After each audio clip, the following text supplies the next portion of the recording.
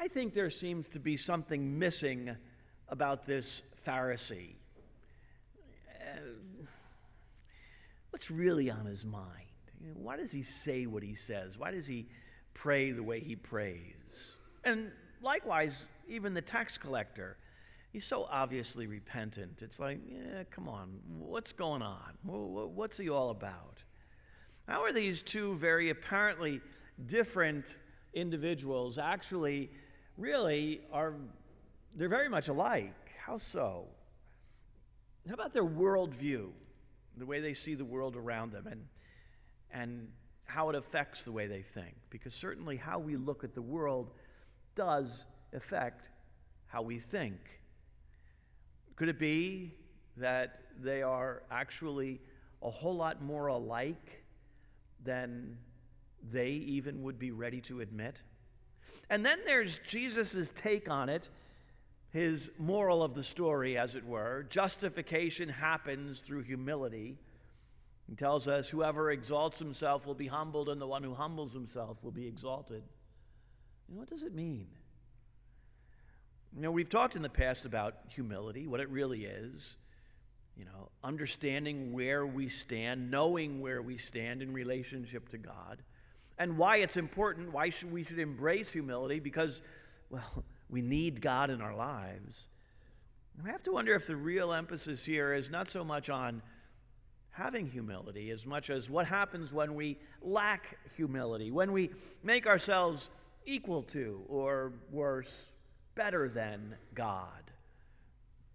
Now that attitude, that lack of humility, really does affect the way we look at the world around us and how we relate to the world around us. In other words, we might ask ourselves something like this: if I think I'm good enough, like the Pharisee, what's going to happen? What's going to happen to me? Or if I don't beat myself up like the tax collector, what's going to happen then? It's almost as if their brains are working overtime. What's going to happen? What's going to happen? And don't we do that? We're always wondering what's happening, what's going on in our lives, what's it's just like go on and on and on. Our brains don't want to stop. The thing that these two men do have in common, I think, and sometimes something that almost every one of us, probably every one of you, and I know I do once in a while anyhow, something we all have to endure. I'm pretty sure we all suffer from it. Parents, you parents, school-age children parents, all the way up college-age parents, even you who are parents of adult children, people who have to worry about paying bills, people who have long-term health issues. We worry. And that's at the source of the question, what's going to happen to me? Our worries, our anxieties.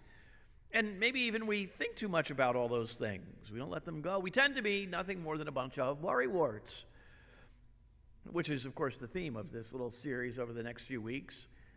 An opportunity to look at some of the things that are at the cause, at the heart, at the source of worry in our lives, the things that cause anxiety, and then maybe a look at how we can get a bit of help from the Bible to bring that plague of constant worry and anxiety to an end, how we can calm our worried minds and ease our anxious thoughts, and maybe even how to live a truly humble life, knowing that, God is with us. God cares for us. God wants what's best for us each and every day of our lives. So that worldview that is at the heart of anxiety and worry, I think it really starts from past experiences. We look at the past and the things that happen in our lives that cause us to worry.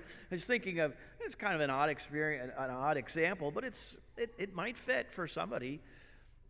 In fact, I know it does. You're with your friends on the boardwalk at the summertime, down at the shore. You're walking down. There's the psychic, and you say, "Oh, let's go see what the psychic has to say." And you go and you pay your gazillion dollars because that's what they charge, right? And the psychic says, "Now be careful, you're going to die in a plane crash one day." And of course, planes do fall out of the sky every now and again, not very often, but they do crash.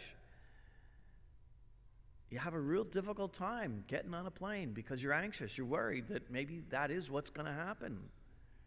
Then there's those negative ways of thinking, those negative patterns of thinking. You hear of, children being abducted, and you say to yourself, well, I'm going to keep my kids close because I don't want them to get abducted. I'm worried that might happen. Or you see an advertisement on a TV for a particular drug, and the symptoms sound like something that you've experienced, and you say to yourself, gee, am I that kind of sick? Do I have to take that drug? And of course, the list can go on, right? We all have stuff that we worry about. And a lot of times those things are imaginary, but every once in a while, they're real. There are some real things that cause worry, because worries, doubts, anxieties, it's a normal part of life. We all have to go through them. It's natural to worry about, an unpaid bill, a job interview, a first date. It's normal to worry about those kind of things. But that normal worry becomes excessive, and when it's persistent, when it's uncontrollable. You worry about the everyday what-ifs and the worst case scenarios, and you can't get those anxious thoughts out of your head, and it interferes with the way you live your daily life. That constant worry, it really does take a heavy toll. It keeps us up at night. It prevents us from working well through the day because we're on edge all the time. And even though you hate the feelings of being a nervous wreck, it's still difficult to get that brain to stop working. And for most chronic worriers, the thoughts are fueled by our beliefs, negative and positive. You believe maybe that the constant worrying is harmful and it's going to drive you crazy and it's going to affect your physical health, and it will. You worry that you're going to lose control. You worry about worrying. It's never going to stop. And then, while those negative beliefs, worrying about worrying, adds to the anxiety and keeps the worry going, the opposite can be just as damaging.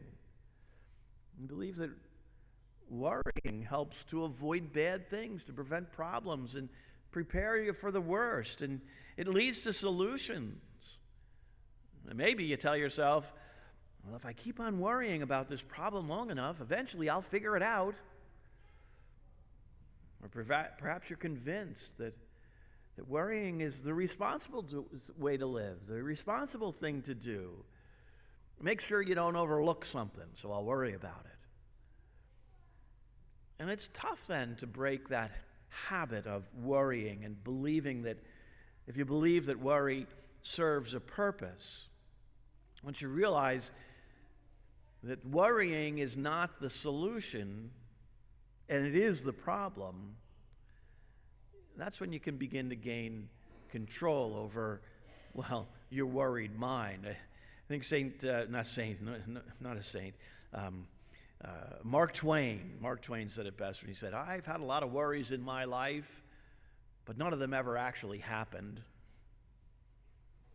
So no matter what fuels our worry and our anxiety, whether they're negative or positive beliefs, sometimes, there's a purpose to worrying.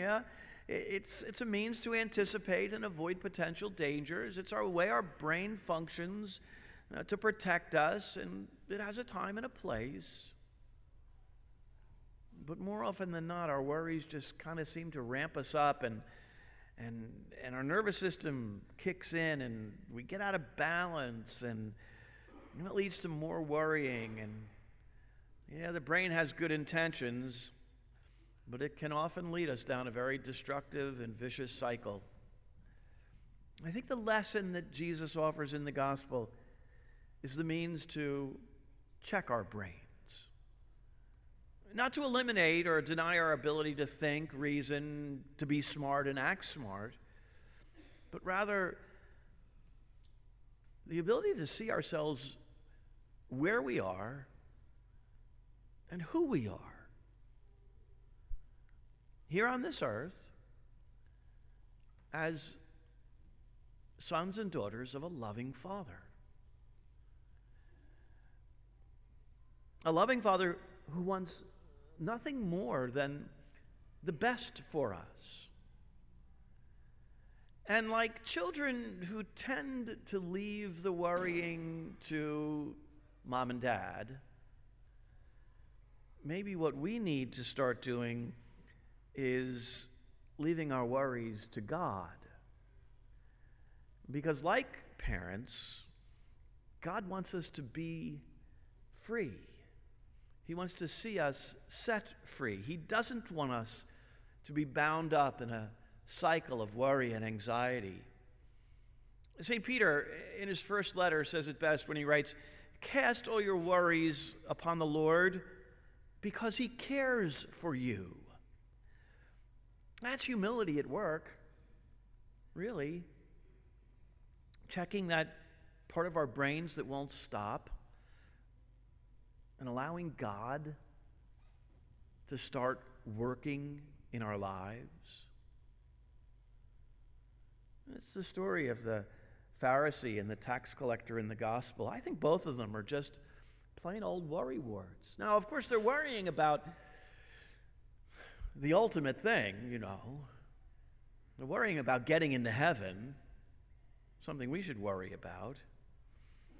And the Pharisee is seeing himself and saying, you know, I'm doing all the right things, but he's missing something. And he doesn't realize that he's missing something. The tax collector, well, he knows what he's missing. He knows he needs to be forgiven because he knows he's a sinner. And of the two, he's the one that recognizes his need for God. He understands that he has to allow God into his life and to give over to God all of those things of his life that are the source of worry and anxiety. And that's why Jesus says that he was the one who was justified because of his humility. He was the one that was going to give up and get over being a worrywart. Will we give over to God those things that are at the heart of our worries and anxieties so that we can give up and get over being worrywarts?